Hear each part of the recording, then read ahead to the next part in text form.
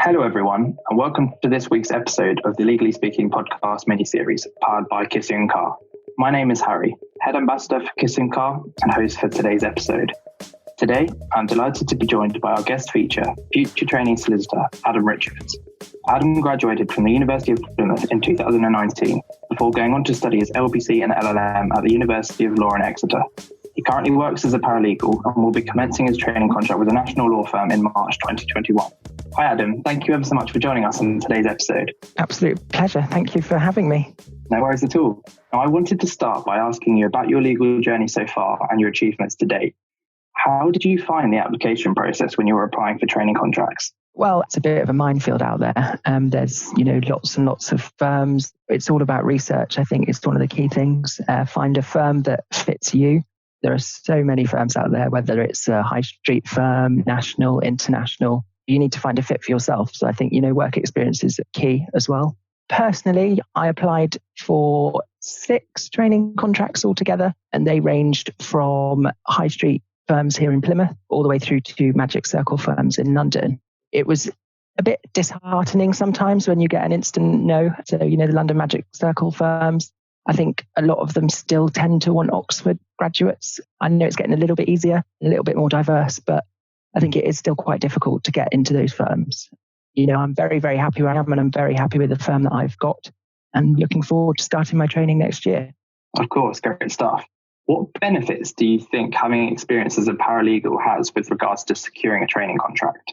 Well, as you know, and I've spoken to you previously, but I didn't have any paralegal experience before I gained my training contract, but I did have quite a lot of work experience. So worked as cabin crew, I've worked overseas, I've worked for, a huge firm, Thomas Cook, as a travel agent, a lot of customer facing roles, and also alongside my studies here in Plymouth as usher at Theatre Royal and things like that. Personally, as paralegal right now, and I was a paralegal last year for the firm as well, I think the biggest bonus of that kind of work is that you're in a law firm and you can see how they work. You can talk to people, you can talk to solicitors. The bigger the firm, the more the people there are. But, it's a personal thing. So if you want a small high street firm, then by all means go for those. And I did get work experience in a small firm as well, just to see the difference. Sometimes it's not for you. Sometimes you'll be like, yes, this is the firm for me. So go for it. That's all I would say. Of course. And what one piece of advice would you give to aspiring lawyers currently going through the application cycle?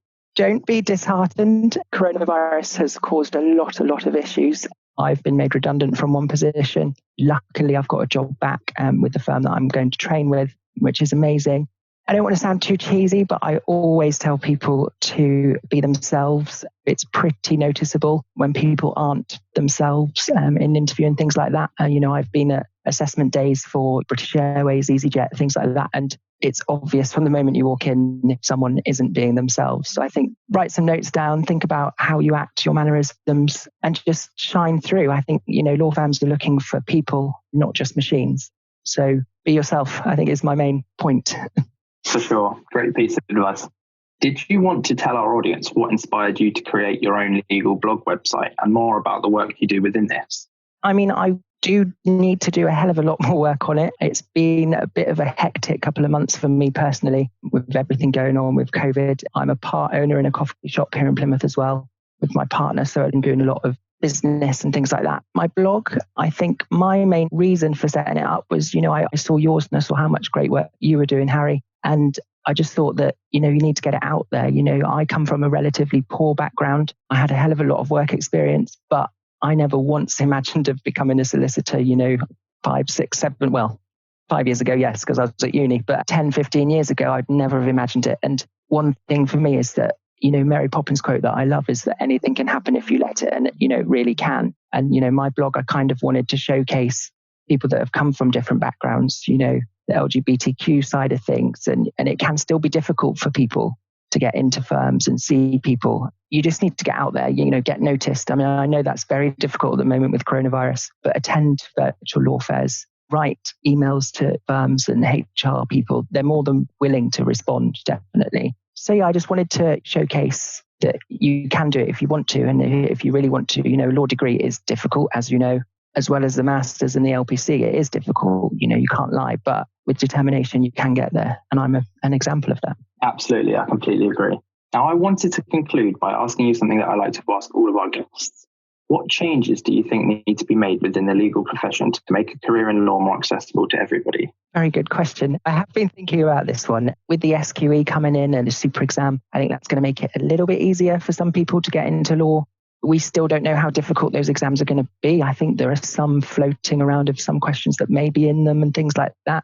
I mean, it's some big changes happening in that side of things in the SRA, as most of you know, I'm sure. But one thing I would probably say is I think law firms also need to push on promoting things like SILEX, Chartered Legal Executives and things like that, because I was hardly aware of any of it before I started my paralegaling, and that is a way in. And I know some firms also have legal apprentices and they'll train you up without you having to go to university and being paid whilst you do it, which I think is amazing.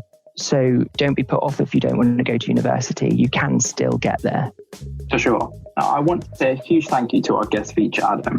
It's been a real pleasure having you on and great to hear your insights alongside many of the things that you've learned throughout your legal journey. I wish you all the best for the future and good luck for when you start your training contract in 2021. Thank you, Harry. That's great. Thanks very much. Thank you all very much for tuning into today's episode, which brings a close to my Aspiring Lawyer Miniseries. I hope you've all enjoyed listening and be sure to keep a lookout for all the exciting things we have to come in the future.